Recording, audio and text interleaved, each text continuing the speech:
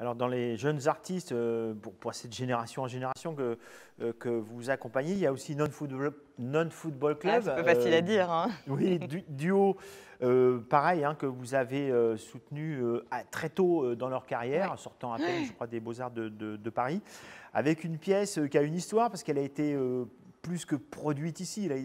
Elle a été activée ici avec, ça s'appelle le Work 78, qui est exposé dehors. Là, on a derrière vous, on voit le jardin qui, d'ailleurs, Mm. je le mentionne, est resté ouvert alors que le musée était C'est fermé, vrai. puisqu'en fait, il a été pensé comme ça, avec des entrées plus ouvertes sur l'extérieur, je dirais. Et donc, il y a une de ces pièces. Alors, la première fois que je l'ai vue, je ne l'ai pas compris instantanément. Je m'y suis un tout petit peu intéressé, en effet. Et elle est issue d'une forme de violence, on peut dire Oui, ça. oui, tout à fait. Donc, c'est un duo d'artistes qui travaillent depuis une dizaine d'années ensemble. On les a accueillis en résidence il y a 4-5 ans, je crois. Et en fait, ils se nourrissent des signes du monde et des phénomènes du monde contemporain. À l'origine, d'ailleurs, ils étaient graphistes. Donc, c'est vrai qu'aussi, la question du message, la question de la traduction, la question de la publicité, la question, oui, de ces signaux qui racontent un peu à leur corps défendant le monde, les intéresse beaucoup. Et donc, on les a accueillis en résidence et donc, ils ont réalisé une œuvre dans le parking du musée en emboutissant de grands rideaux de fer. Voilà. Et donc, ces grands rideaux de fer emboutis par des voitures à grande vitesse sont devenus des sculptures qui racontent bien sûr la violence du monde contemporain, la question de la vitesse, la question des accidents, la question des traces, la question des cicatrices, mais qui racontent peut-être surtout la violence de la rapidité, de la fulgurance et de ce monde qui aujourd'hui, voilà, tout va très vite et cette rapidité tant sur la route que sur les réseaux sociaux, parce qu'évidemment il faut embrasser leur œuvre de façon... ce sont des métaphores du monde, ce ne sont pas, ça n'est jamais littéral, loin de là. Voilà, raconte la brutalité. Il est beaucoup question de brutalité de notre société contemporaine. Donc ce sont des artistes qui sont toujours dans une grande sensibilité aux phénomènes de société dont ils rendent compte avec des moyens qui sont toujours différents. Ils vont brûler des pneus, ils vont créer des dessins, ils vont créer une sculpture qui raconte cette brutalité. Ils empruntent des chemins très très différents, mais toujours très décalés, souvent très poétiques, en utilisant encore une fois toujours les moyens même de notre société. Pneus brûlés qui ont été notamment montrés ici, qui sont Mm. magnifiques. Où on ne sait pas d'ailleurs si c'est du pneu ou pas. C'est du bois. Oui. Euh, je continue on continue à se rapprocher de nous, de maintenant, d'ici et maintenant. Je voulais évoquer aussi l'effet Vertigo, qui était une exposition de 2015-2017, avec Philippe Maillot. Alors ça, c'est intéressant parce que les œuvres ici, elles émergent, elles retournent en réserve, elles sont prêtées, elles reviennent, restaurées parfois. Et là, en fait, elle est juste derrière nous, à quelques dizaines de mètres, de Philippe Maillot. Avec un titre, alors je fais attention, ligne du Mésozoïque, qui évoque la géologie, une espèce de carotte non glaciaire, et qui raconte aussi une histoire. Chaque œuvre raconte une histoire, et votre travail, c'est de relier toutes ces histoires. Oui, c'est très intéressant ce que vous dites parce que dans le fond, les œuvres, on les montre avec d'autres œuvres, dans une certaine exposition, donc avec un certain éclairage. Et puis, on va les montrer avec d'autres œuvres, dans d'autres rapports de sympathie, et puis un autre récit, dans une autre exposition. Alors, on leur fait dire en partie autre chose, mais voilà, les œuvres, elles sont polysémiques. Elles racontent plein de choses. Alors, bien sûr qu'il tient aussi à nous de les interpréter et de leur faire dire certaines choses plutôt que d'autres. Et d'ailleurs, on peut ne pas être d'accord, et c'est ça qui est intéressant. C'est pour ça qu'on aime bien accueillir d'autres voix pour faire dire d'autres choses aux œuvres. Voilà, donc cette œuvre merveilleuse, bon, c'est un artiste merveilleux, Philippe Maillot, parce que c'est un artiste très libre, qui réinvente le surréalisme, très libre avec les formes, très insolent, très critique, très intelligent, très fin. Et donc là, on monte cette œuvre avec ces carottes, en effet, alors les carottes des archéologues ou des géologues, hein, qui vient puiser dans le temps contemporain, dans le temps du présent, dans le temps plastique, dans le temps chimique.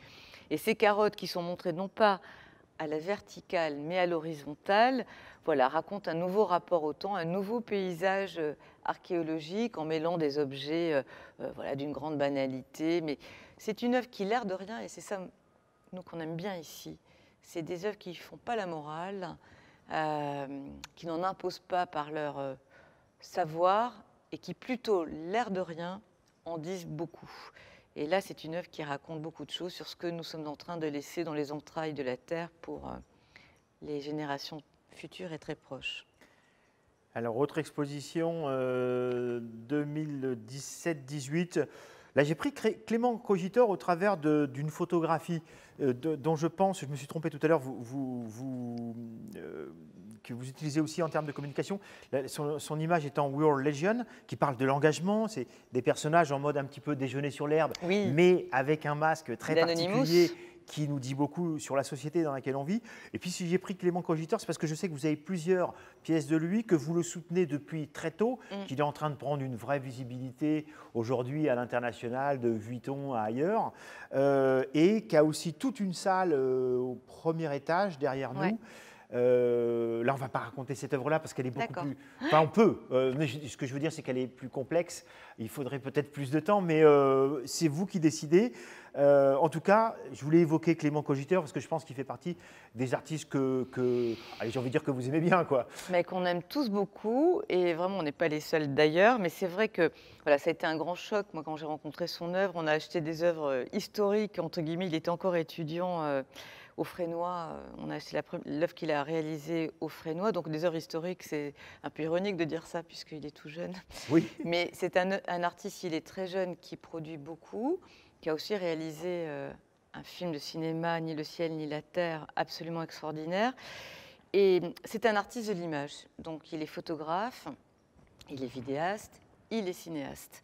Et pourquoi il nous intéresse? C'est parce que, d'abord, c'est un merveilleux artiste qui, sans cesse, met en regard, mêle et fait dialoguer la fiction et le réel. Il se situe sur cette ligne très ténue entre les deux, où on ne sait jamais si c'est du documentaire ou si c'est de la fiction. Et moi, je crois que c'est là que se situe le mode le plus juste pour parler du monde.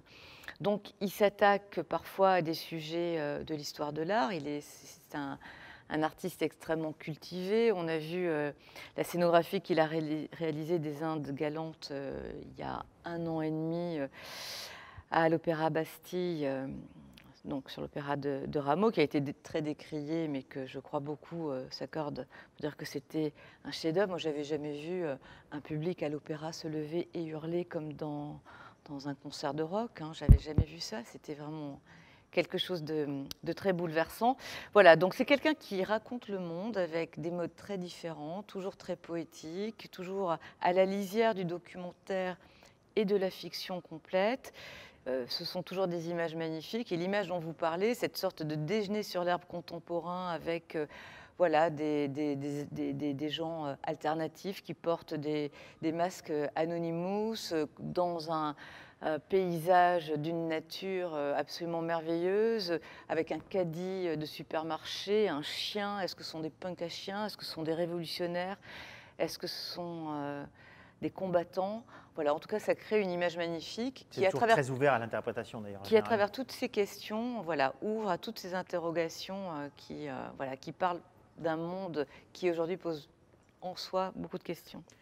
Alors, en parlant de l'émergence, je prends encore deux exemples avec l'exposition Persona Grata, qui était d'ailleurs qui se poursuivait, qui était tout le musée, c'est ça, je crois, non?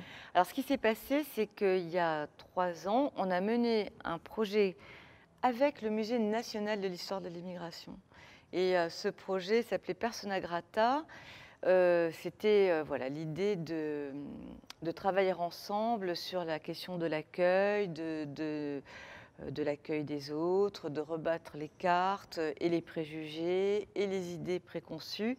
Donc c'était un sujet sur l'hospitalité. C'était peut-être un moyen de la défendre, mais aussi de la mettre en question, voilà, à l'heure d'un présent qui pose beaucoup de questions. Donc Persona Grata, c'était une exposition et ici et au Musée national de l'histoire de l'immigration, avec des chemins aussi entre nous deux, menés par certains artistes comme par Gaël Chouane, que l'on va accueillir bientôt ici à nouveau.